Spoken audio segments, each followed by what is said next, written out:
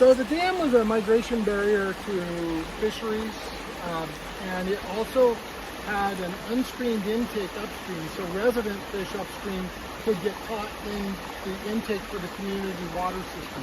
As a result of the project, we were able to put in a fish screen as well as a minimum bypass flow, and also then remove the dam to allow fish to move upstream. The project opened up about 2.5 miles of habitat for indigenous salmonids, or coho and steelhead. Beyond that, it is going to allow for the natural transport of sediment and woody debris that had been interrupted.